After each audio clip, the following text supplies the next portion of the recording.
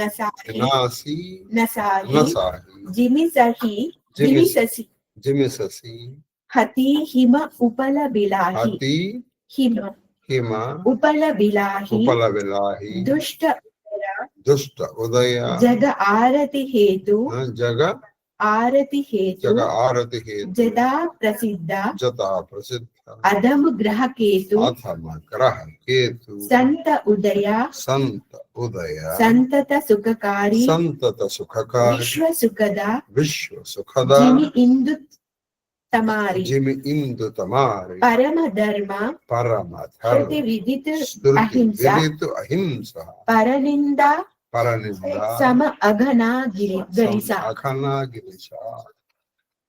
హర గుర నిందక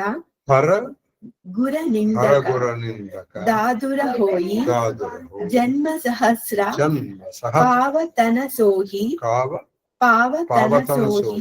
ద్విజనిందక బహు నరక భోగు కరి జగజనమయి బాయసు శరీరాధరి సురశ్రుతి నిందక జే అభిమాని రౌరవ నరక పరహీతే ప్రాణి కోహి ఉలుక సంత నిందారత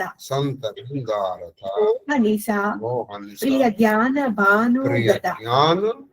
భానుగత सबके निंदा जे जड़ करही ते चमगादुरा कोई अवतरही सुनहु तात अब मानस रोग जिनहते दुख पावहि सब लोगा मोह सकला यादिनः करमूला तिनहते पुनि उपजहि बहुसूला काम भाता कफ लोभ अपारा क्रोध पित्ता नित छाती झारा प्रीति करही जो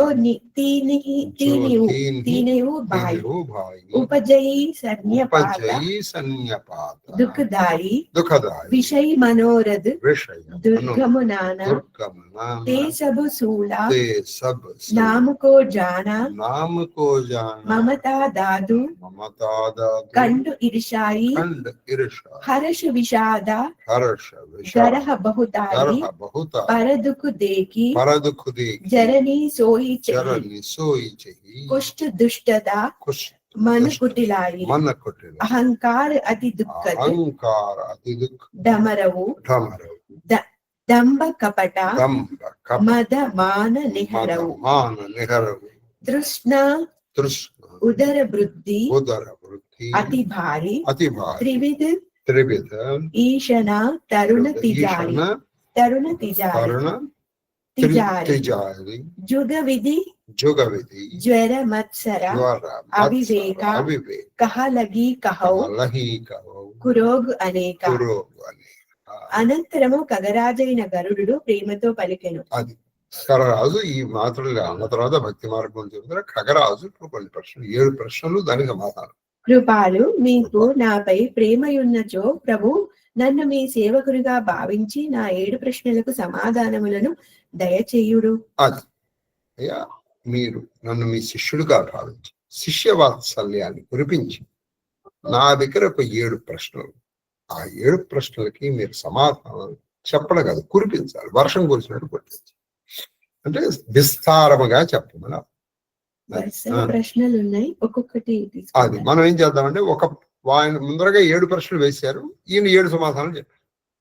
అలా మనం చెప్పకుండా మనం ఏం చేద్దామంటే ఒక ప్రశ్న ఒక సమాధానం అలా తీసుకుందాం. మీకు దుర్లభమైన జన్మ ఏది? అది పరమ దుర్లభమైన జన్మ మానవ జన్మ దుర్లభమైనది. దీనితో సమానమైన జన్మ ఏదీనూ లేదు. ఎందుకని? మనిషి జన్మ పరమ దుర్లభం, దీంతో సమానమైన జన్మ ఇంకోటి లేదు. చరాచర ప్రాణుల నేను ఈ జన్మను కోరుకును. ఈ మానవ జన్మ నరకము, స్వర్గము, మోక్షములకు సోపానము. ఈ చరాచర మిగతా 84 లక్షల జీవరాశులలో ఈ మానవులు తప్ప మిగతా 3 ఉన్నాయి కదా. ఇది 83,99,999 ఉన్నాయి. అవి మానవ జన్మ కోరుకుంటాయి. ఈ మానవ జన్మలో నువ్వు 3 సంపాదించవచ్చు: నరకము, స్వర్గము, మోక్షం. దీనికి కారణం ఏంటంటే మిగతా జన్మలకి మానవ జన్మకి తేడా. బహుశా ఆయన చెప్పచ్చు, నాకు తోచింది నేను చెప్తాను. మిగతావన్నీ కూడా ఏది 83,99,999 జన్మల్లో అవి అనుభవ జన్మలు. అంటే వాళ్ళ ప్రారంభాన్ని అనుభవిస్తాయి అంతే. ఈ ఒక్క జన్మలోనే నీ పాపాన్ని నువ్వు దగ్ధం చేసుకోవచ్చు. నీ పాపాన్ని నువ్వు ఆగామి లేకుండాను ప్రారబ్ధమును సంచితమును కూడా నువ్వు దగ్ధం చేసుకోవచ్చు. ఇవి నీ ఉపాసన వల్ల. అందుకు మానవ జన్మ దొరుకుతుంది. అది మిగతావన్నీ ఏమిటంటే వాటికి వచ్చిన దాన్ని అనుభవించడమే. ఈ వాటికి వేరే మార్గం. ఎప్పుడు మీకు ఉదాహరణకు కుక్క జన్మ తీసుకోండి. ఈ కుక్క ఒకళ్ళ ఇంట్లో పెరిగింది అనుకుందాం. అది ఏమి రాజభోగాలను అనుభవిస్తుందండి? అది మా ఇంట్లో, అంటే మా ఇంట్లో నేను కాదు, ఆ దరిద్రం నాకు పట్టలేదు, కానీ మహాదేవుడి దయ వల్ల మా బంధువులు వదిలే కుక్క పెంచారు. వాడిని నిజంగా అసలు ఎలా చూసిందో ఆవిడ. అది పోతే ఈవిడ ఏడవడం ప్రారంభించింది. రాజభోగాలు అనిపిస్తుంది. మరి అదే ఇంకో కుక్క రోడ్డు మీద పాపం దొరికింది తింటుంది. ఎవరన్నా ఏమన్నా పెడతారేమో అని అటు ఇటు తిరుగుతుంది. దీనికి మనం పసిపిల్లాన్ని బతిమని పెట్టు అనేక రకాలు. అంటే ఈ జన్మలో అది అనుభవిస్తుంది మంచి వచ్చాడు. అలాగే ప్రతి జంతువు కూడా అనుభవమే, గుడ్ బ్యాడ్ అగ్లీ. కానీ ఇది అనుభవమే కాదు, నీ దాన్ని దాటచ్చు. అందుకే నువ్వు దీన్ని నరకం కూడా చేసుకోవచ్చు. నరకము, స్వర్గము, అపవర్గం. తర్వాత ఇది మంగళకరములైన భక్తి జ్ఞాన వైరాగ్యములను సిద్ధింపచేయునది. ఇది మానవ జన్మ ఒకటి. మంగళకరమైన, మంచి అంటే మంగళప్రదమైన, శుభప్రదమైనటువంటి భక్తి, జ్ఞానము, వైరాగ్యాన్ని కూడా నీకు తెచ్చుకోవచ్చు. ఇట్టి జన్మ ప్రాప్తించినను శ్రీహరిని భజింపక తుచ్చములైన విషయభోగములలో మునికియుండు మనుజుడు చేతనున్న పరుసవేదిని పారవేచి గాజుముక్కకై వెదకు మూడు లాంటి వారు. ఇటువంటి జన్మ లభించిన తర్వాత కూడా నువ్వు శ్రీహరిని భజించకుండా, ఆ శ్రీరాముణ్ణి సేవించకుండా, మహాదేవ నామస్మరణం చేయకుండా బతికేటువంటి వాళ్ళు ఎటువంటి వాళ్ళు అంటే, చేతిలో ఒక పరుసువేది ఉంది, హాయిగా పరుసువేది నువ్వు ఏది ముట్టుకుంటే అది బంగారం అయిపోతుంది. అది పారేసి గాజు ముక్క ఎక్కడుందా అని ఎత్తుకుంటుంటాడు. చేతిలో నువ్వు ఏది ముట్టుకుంటే బంగారం అయిపోతుందిరా, అది వదిలేస్తాడు. అది మన జన్మని మనం వ్యర్థం చేసుకోవడం. రెండవ ప్రశ్న, అన్నిటికంటే మొదటి ప్రశ్న అన్నిటికీ దుర్లభించడం మానవం. దొరకడం కష్టం అండి. మనం ఏదో లగ్గా వచ్చేసాం కానీ దాని విలువ మనకి తెలియట్లే. ఏది అని అంటే కన్నా నువ్వు ప్రయత్నము చేయకుండా వస్తే దాని విలువ మనకి తెలియదు. మనం ఏదో వచ్చేసాము, ఏదో పుట్టేసాం లే అనుకుంటున్నాం. అందులో మీకు ఇంకో మాట చెప్తాను. దేవీ భాగవతంలో ఈ ఒక్కడు చెప్పుకున్న చాలండి ఇవాళ. ఇప్పుడు దేవి ఉపాసన చేస్తూ గంగాదేవి నారాయణ అడుగుతున్నాం సార్, వీళ్ళందరూ పోతున్నారు, వీళ్ళ పాపాల పని అంటున్నారు, నా పరిస్థితి ఏంటి? అమ్మా, దేవి ఉపాసకులు కనుక వచ్చి నిన్ను స్పృశిస్తే 1000 మంది నువ్వు చేసిన పాపం కడిగిపోతుంది. అది వీళ్ళకంటదు, ఆవిడ చూద్దాం. అటువంటి ఉపాసన దొరికిన తర్వాత కూడా వృధా చేసుకుంటే. ఇప్పుడు రెండో ప్రశ్న, అన్నిటికంటేనూ ఘోరమైన దుఃఖం ఏది? పరమ దుఃఖమైనది ఏది? అన్నిటికంటే దుఃఖం. డబ్బు లేకపోవడం, ఆరోగ్యం లేకపోవడం, ఇంకోటి ఏదో దుఃఖాలు ఉన్నాయి. కనుక ఏమిటంటే జగత్తులో దారిద్ర్యమునకు మించిన దుఃఖమే లేదు. దారిద్ర్యమును మించిన దుఃఖం. అయితే ఈ దరిద్రము బాగా గుర్తుపెట్టుకోండి, ధన దరిద్రమే కాదు, భావదారిద్ర్యం అసలు పెద్ద దరిద్రం. నన్ను కొంతమందికి భావదారిద్ర్యం ఉంటుంది, కొంతమంది కాదు, చాలా మంది. మూడవ ప్రశ్న, అంటే దరిద్రం ఉంది కానీ పేదరికం ఉందనుకోండి, మనం ప్రతిదానికి ఎదుటి మీద ఆధారపడాలి. శంకరాచార్యుల వారు కూడా స్వర్ణధార స్తోత్రం, కనకధార స్తోత్రం చేస్తూ కమలాసన పాణిన మా బ్రహ్మదేవుడు నా నొసట ధనికుల ద్వారము దగ్గరికి వెళ్ళి చేతులు చాచి అయ్యా నాకు సహాయం చేయండి అనే దౌర్భాగ్యాన్ని రాశాడు. అది నీ కాలుతో తుడిచేయ. కానీ అంతకు దాన్ని మించిన దుఃఖం లేదు. అందుకని వాళ్ళ దగ్గరికి వెళ్ళాలి, మనం ఆగాలి. మనం ఎంత ఉపాసకులమైనప్పటికీ కూడా, ఏదైనప్పటికీ కూడా వాళ్ళు ఇచ్చేదాన్ని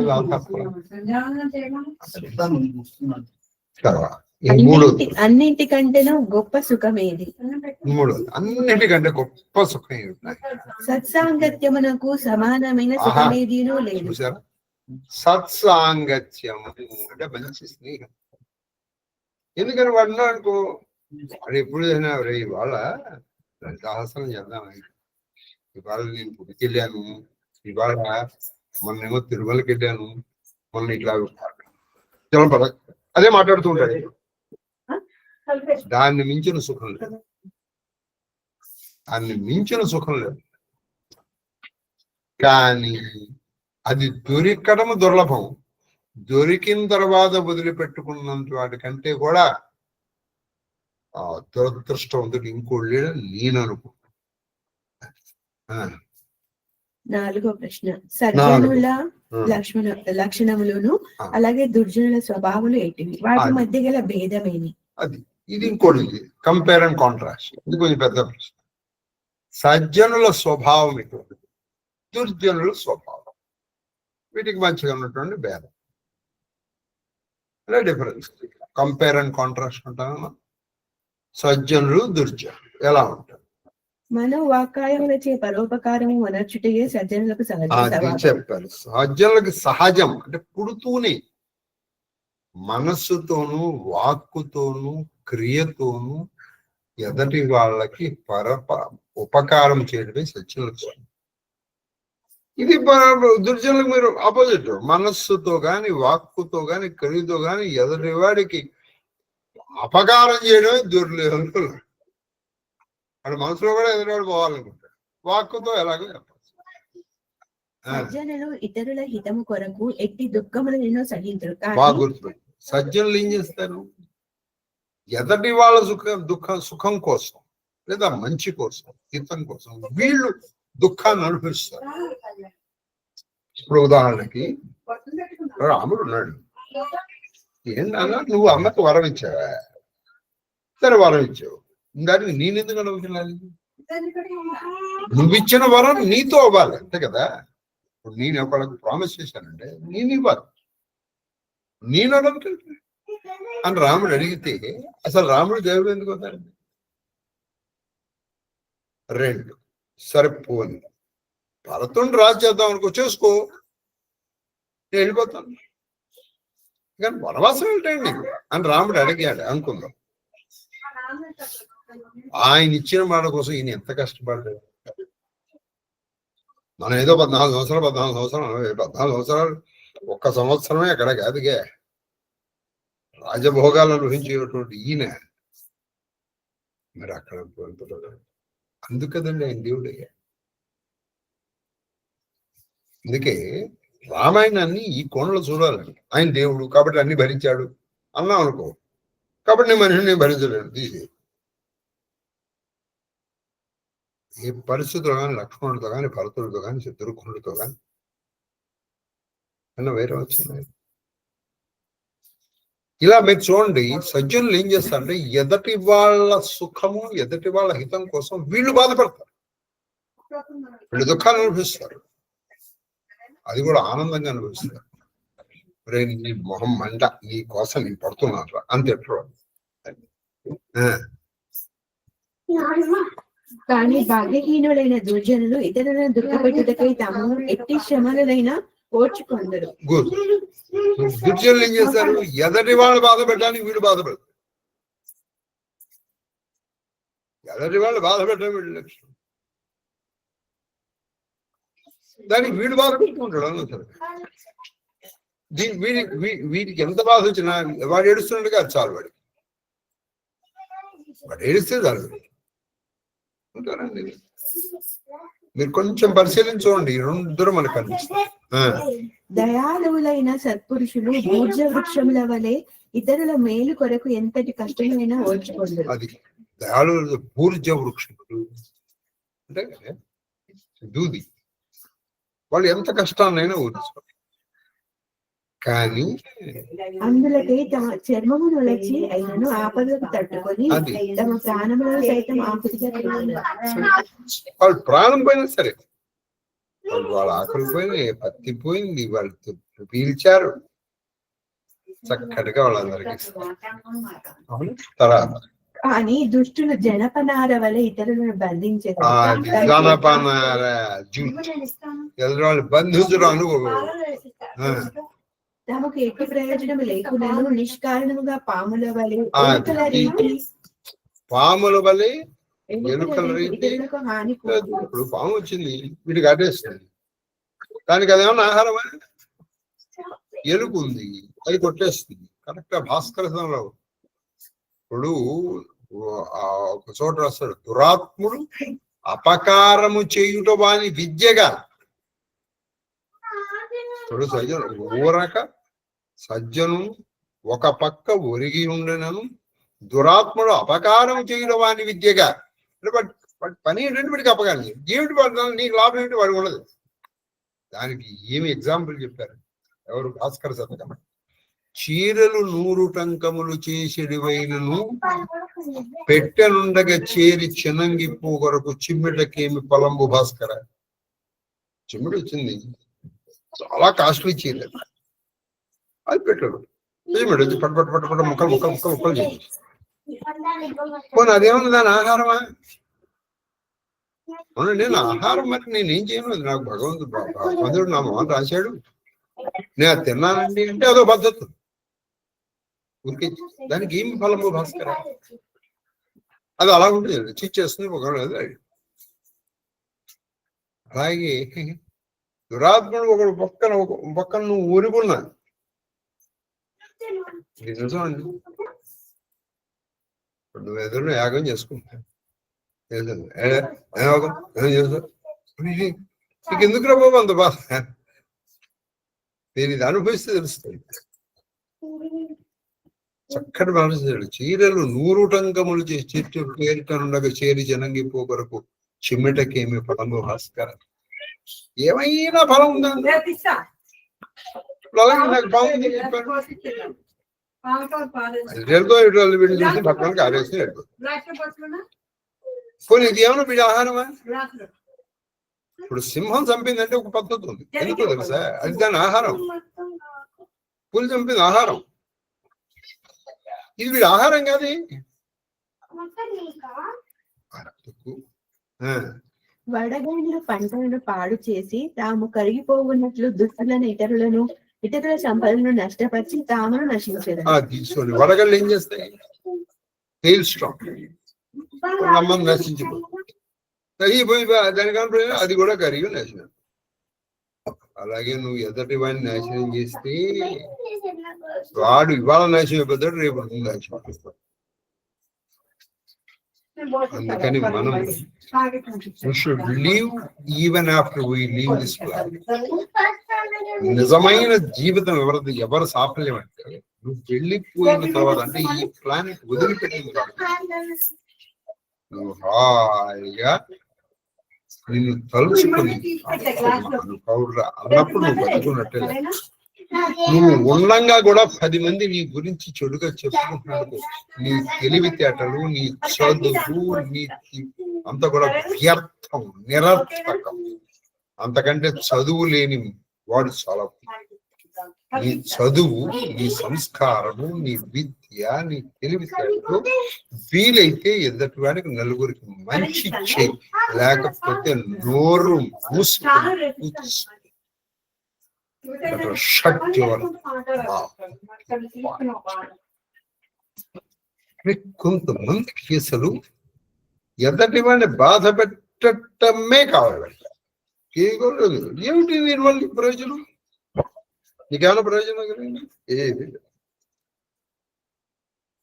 వాక్పారుష్యం, ఇది పాపం. అధమ గ్రహముగా ప్రసిద్ధమైన కేతువు యొక్క ఉదయం వలె దుష్టుల అభివృద్ధి ప్రపంచమునకు దుఃఖ హేతువు అగును. ఇప్పుడు కేతు పాపగ్రహం, కేతు ఉదయించిందంటే చాలా ఏదో ఒక అరిష్టం జరగదు. కేతు అటువంటి కేతు లాగానే దుష్టులు కూడా ప్రపంచాన్ని నాశనకాలు. చంద్రుల ఉదయము సమస్త విషయమునకు సుఖదాయమైనట్లు సజ్జనుల అభ్యుదయము సమస్త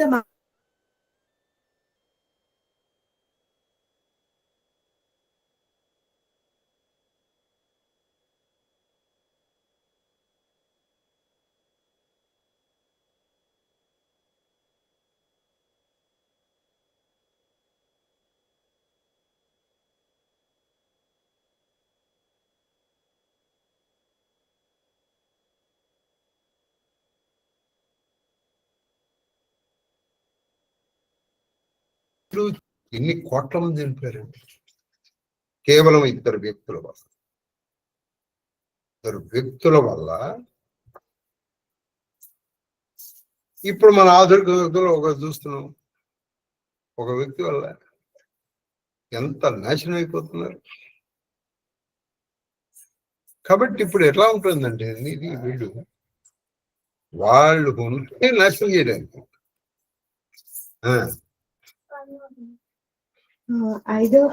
ఇప్పుడు ఐదవ ప్రశ్న అంటే దుర్జనులకి సుజనులకి లక్ష్యం. శృతులలో పేర్కొనబడిన గొప్ప పుణ్యకార్యం ఏది? అది శృతులలో అంటే వేదములలో చెప్పినది. అది గుర్తుపెట్టుకోండి.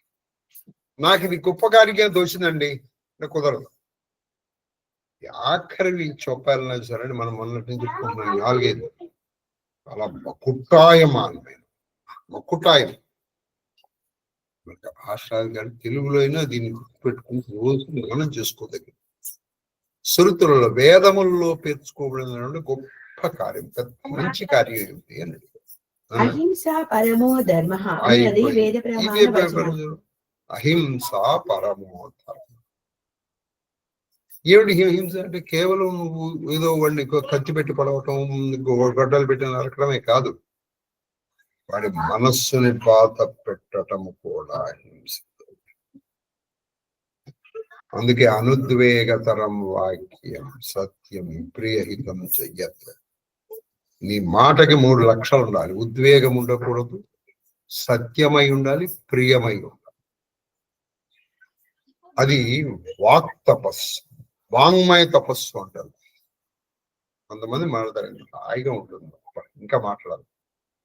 కొంతమంది మాట్లాడుతుంటారు వీడు ఎప్పుడు ఆపుతాడు దేవుడు లేదా వాడు వస్తుండే మనం భయపెట్టాలి.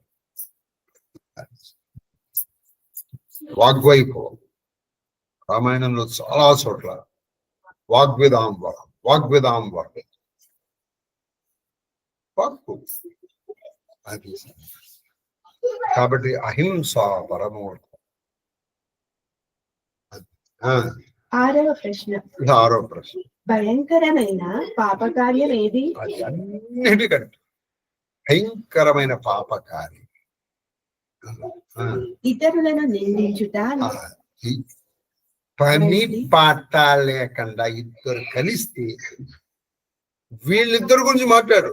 ఏ బి కలిసి అంటే వాడు సి గురించి మాట్లాడు, ఏ సి కలిసారంటే బి గురించి మాట్లాడు, బిసి కలిసారంటే ఏ గురించి మాట్లాడు. అంటే ఎదుటి వాళ్ళని నిందించడం వీళ్ళకి ఇంకొక పని ఉండదు. పరనింద ఇంకా కొంచెం చెప్పాలి. నేనండి పాపం ఎదుటి వాళ్ళని నిందించు భయంకరమైన పాపం. వంటి మహాపాప కృత్యం మరొకటి లేదు. శంకరుణ్ణి తన గురువును నిందించిన వాడు తప్పగా 1000 జన్మలు ఎత్తును. శంకరుణ్ణి గాని తన గురువుని నిందించిన వాళ్ళు ఏమైపోతారు? 1000 జన్మలు ఎత్తారు. నువ్వు ఎన్ని పుణ్య కార్యాలన్నా చేయి, ఏమైనా చేయి, తల్లకిందులుగా తపస్సు చేసిన ఇంకో 1000 జన్మల వరకు నీకు అసలు మోక్షం మార్గం దొరకదు. తర్వాత 1000 జన్మల తర్వాత మోక్ష మార్గం అనుకోక. బ్రాహ్మణ నింద చేసిన వాడు పెక్కు నరక యాతనలను అనుభవించి పిమ్మట కాకియే జన్మించాడు. బ్రాహ్మణ నింద చేశాడనుకో, అనేక జన్మలు ఎత్తి ఎత్తి ఎత్తి ఎత్తి మళ్ళీ కాకి. అంటే ఇప్పుడు కాకులందరూ ఒకప్పుడు బ్రాహ్మణ నింద చేసేవాడు. దేవతలను వేదములను నిందించినట్టి అహంకారి అయిన జీవుడు రౌరవ నరకంలో పడి కొట్టుకొనుచున్నాడు. దేవతలను గాని వేదములను గాని నిందించేటువంటి వాడు ఏమైపోతాడు? వేదములంటే వేద పురుషుల్ని నిందించే ప్రతివాడు ఏమైపోతాడు? రౌరవాది నరకములలో పడి.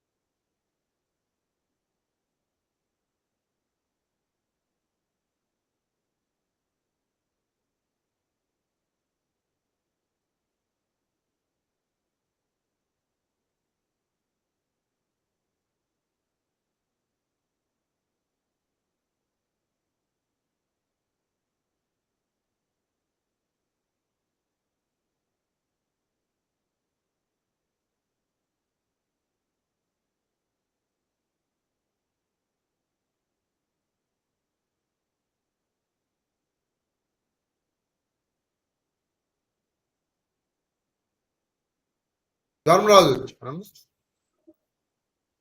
పోయిందమ్మా. ధర్మరాజు ఏమంటే ఒక్కడు కూడా చెడ్డవాడు. నీకు వాడు చెడ్డవాడిగా కనిపిస్తుంటే ముందు ఆ ఎలిమెంట్ నీలో ఉంది. ప్రతి వాళ్ళు ఉన్న ఒక మంచిని తీసుకునే లక్షణం ఉండాలి. కాబట్టి ఇక్కడ ఎప్పుడు అందరిని ఎవరినైనా పెడతాడు. వీడేం చేస్తానండి, వాడికి వీడియో లేదు. అటువంటి వాడు గబ్బిలాలి. 7వ ప్రశ్న, మానసిక రోగములు ఎట్టివి? అసలు మనం ఏదో శారీరక రోగాల గురించి చెప్తూ ఉంటాం. పెద్ద రోగం ఏంటంటే మానసిక రోగం. అవి ఎటువంటివి అని అడిగారు.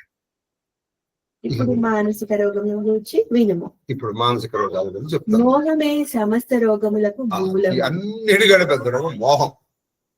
ఎందుకంటే దాని నుంచి మిగతా అన్ని వస్తాయి. దాని వలన మరల అనేక బాధలు కలుగును. అది మోహం నుంచి అనేక. ఇది కావాలి అనుకున్నాం అనుకో, అది వస్తే ఒకటి, అది మన దగ్గర ఉంటుందో మళ్ళీ పోతుందేమో, రాకపోతే రాలేదని బాధ. కామము వాత రోగము. అది కామము. నెక్స్ట్ వాత రోగం. అపారమైన లోభమే కఫ వ్యాధి. అది కామము వాతం. ఇప్పుడు మనకి 3 రోగాలు: వాతము, పిత్తము, కఫము. వాతం, పిత్తం, కఫం. కామమేడి వాతం. తర్వాత అపారమైన లోభం కఫం. క్రోధమే మహాపైత్యం. పిత్తం పైత్యం అంటే చూడండి, కామ, క్రోధ, లోభ, మోహ. ఇదోడు మదం మాత్సర్యం కూడా కలిసినాడు చాలు. అది సర్వదా హృదయం దహించును. అది ఎప్పుడు కొడుతుంది. ఇప్పుడు చూడండి, దుర్యోధనుడు ఎక్కడ బాగుపడ్డాయండి చెప్పండి. వాళ్ళు పాండవులు కాదు నిత్యం బాధపడి దుర్యోధనుడు. వీడు ఊరికే ఏదో అంతఃపురంలో ఉన్నట్టే ఉన్నాడు వీడు, కానీ నిరంతరం కాలిపోయాడు. నిరంతరం కలిపాడు అసూయతో కావచ్చు. వాళ్ళు అక్కడ చక్కగా మునుల్ని సేవించుకున్నారు, దేవతలను సేవించుకున్నారు, దేవతల ప్రసన్నం కామ క్రోధ లోభములు అనగా కఫ వాత పిత్తములు అనేది ఈ ముగ్గురు సోదరులను ఒక్క చోట చూడి ఉన్నచో సుఖప్రదమైన సన్నిపాత రోగము ఉత్పన్నమగు. అది కామ క్రోధ లోభములు, అదే వాత పిత్త రోగములు, సన్నిపాతం అనే రోగం వస్తుంది. దాన్ని డెలీరియస్ స్టేజ్ అంటారు.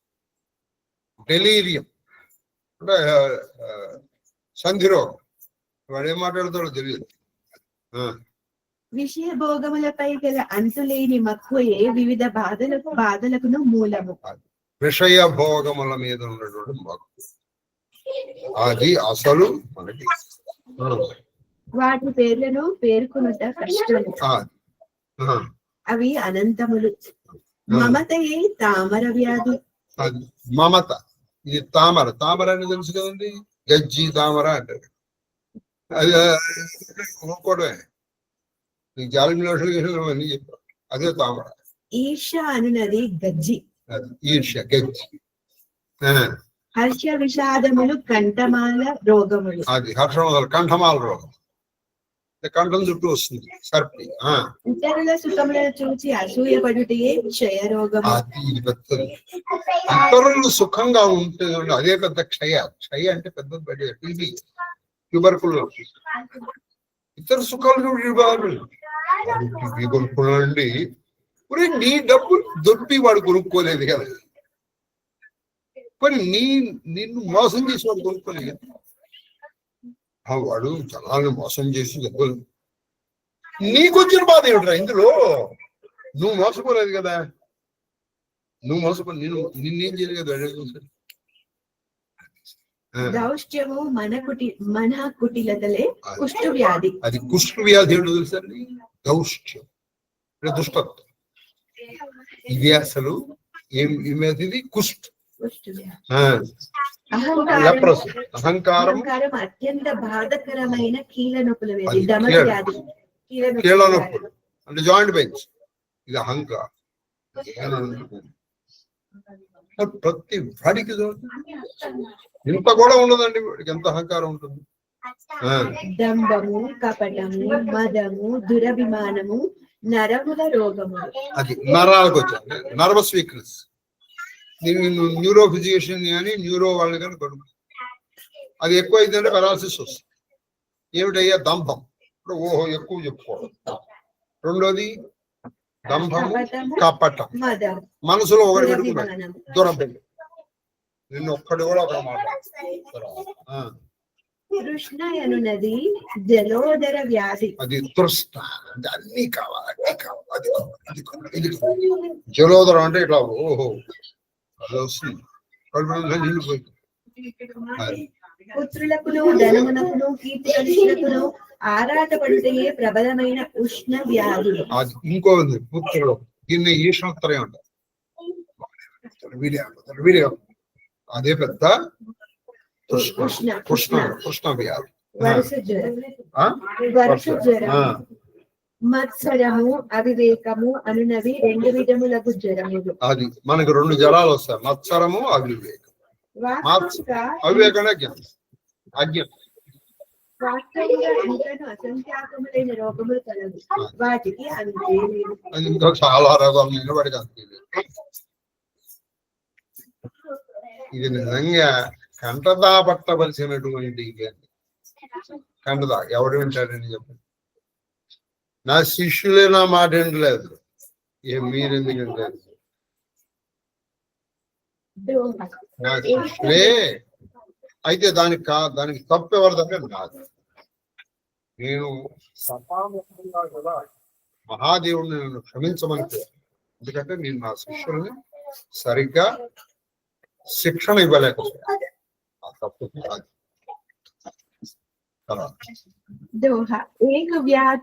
एक व्याधि बस नर मरही ए असादि बहुव्याधि पीडहि संतत संतत जीवकहु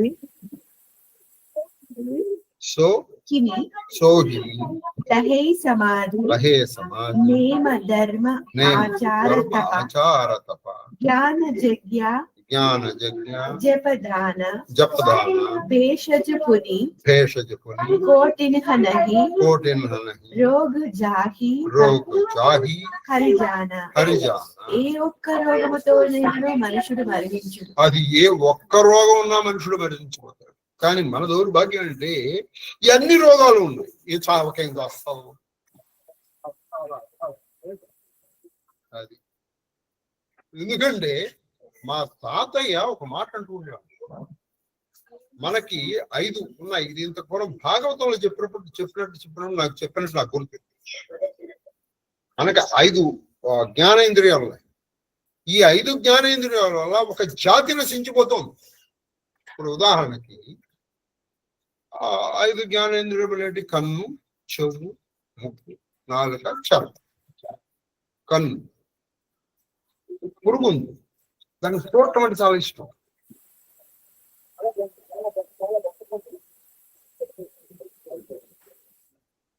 లేకపోతే చెవు. జింకలకి, లేళ్లకి పాటలు అంటే ఇష్టం. పాటలు అంటే ఏ ఘంటసాలో, ఎస్పి బాలసుబ్రహ్మణ్యం, వాణి జయరామ వాడకల్లా నాలాంటి వాడు వాడి మీద వచ్చేసి. అందుకని ఈ లేడి పెట్టుకున్న వాళ్ళు ఏం చేస్తారంటే అది అక్కడ పెట్టుకుని వాడు ఏదో పాట పాడటం ఆరంభిస్తారు. ఆ పాట ఏదో బాగుందనేది వింటూ వచ్చి దీంట్లో పడిపోతుంది, చచ్చిపోతుంది. అంటే చెవు దాన్ని చంపేస్తుంది. ఇకపోతే వాసన తుమ్మిద, ఆ పద్మం వంకర వాసన చూస్తూ ఈ లోపల సూర్యాస్తం అయిపోతుంది, అది మూసుకుపోతుంది, చచ్చి. చేప, దానికి ఆకలిస్తే అన్నం కందది, దొరికినప్పుడు వాళ్ళు తింటారు చేప. అందుకని వీడు ఏం చేశాడు, దానికి ఎలా వేస్తాడు, నీకు కడుపు ఆకలి ఎందుకు తింటాం అప్పుడు. లేకపోతే ఏను, ఆయనకి ఆడ మగ నడిస్తే అది విచిత్రం ఏంటంటే, పోనీ అది ఏమైనా అంటే మీకు ఏం చెప్పాలంటే, పోనీ అది సంగమిస్తున్నా ఏమైంది రాసుకుంటూ ఉంటుంది. ఇక అంతకంటే క్లియర్గా ఏం చెప్తాను, దానికి అదో సరదా. అందుకని ఏం చేస్తుంది వీళ్ళు, ఏం చేస్తాడు పట్టుకునేవాడు, ఒక చోట ఒక ఆడ బొమ్మ ఏనుగుని, ఒక చోట మగ ఏనుగు బొమ్మని పెద్దదాన్ని తయారు చేసి కింద పెద్ద గుంటతో వేసి దాని మీద ఇది పెట్టాడు. కూర ఇదేదో వచ్చిందని పరిగెత్తుకుంటూ వస్తుంది, దాని బరువుకు అది పోవడం. అలా కొన్ని నెల్లు పెట్టేస్తే దానికి భయం వేస్తే దాని బలానికి వీడు ఇలా అనగానే అది ఇలా పెడు. కాబట్టి ఏ ఒక్కటి ప్రకోపించేటప్పటికీ, ఏ ఒక్కటి ఈ 5 ఏ ఒక్కటి ప్రకోపించే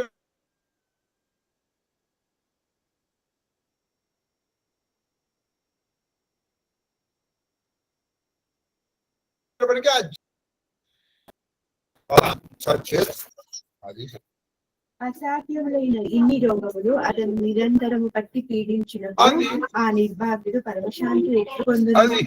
ఇందులో ఏ ఒక్క రోగం ఉండేది పోతావురా నువ్వు, ఇందులో ఇవన్నీ వచ్చినప్పుడు పంటప్పుడు నీకు మనశ్శాంతి ఎక్కడ ఉంటుందిరా, నీకు శాంతి లేదు అని చెప్పేసి డిక్లేర్ చేసావు పారేశాడు తులసీదాస్. తీసే, నీకు శాంతి లేదు. నియమము ధర్మము, ఉత్తమ కార్యాచరణము, తపము, జ్ఞానము, యజ్ఞము, జపము, దానము, మున్నగు వాటి రూపములో ఈ రోగములకు ఎక్కువ ఔషధములు కలవు. నీకు ఔషధాలు మరి లేవా అంటే ఉన్నాయి.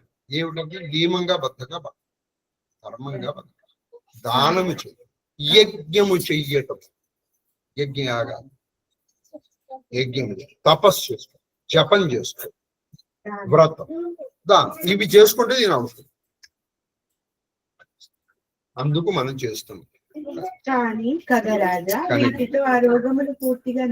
అయితే విచిత్రం అండి, ఔషధం వేసుకుంటే ఇది ఆ రోగం రూట్ అవుట్ అయిపోదు, ఉపశమనం కలుగుతుంది, అంటే తగ్గుతుంది. అయిపోయింది, 8 అయిపోయింది, ఇది కూడా అయిపోయింది. అది మిగతావన్నీ చిన్నవే కదా, అది ఒకసారి రేట్ చేసి మహాదేవ్ మహాదేవ్ మహాదేవ్, ఎందుకంటే లలిత చేసుకోవాలి. మళ్ళీ నేను ఇవాళ మహాదేవ్ మహాదేవ మహాదేవ మహాదేవ మహాదేవ గురువు గారు. మహాదేవ తల్లి, మహాదేవ తల్లి శ్రీలలిత. మహాదేవ గురువు గారు. సార్ మహాదేవ మహాదేవ మహాదేవ మహాదేవ మహాదేవ మహా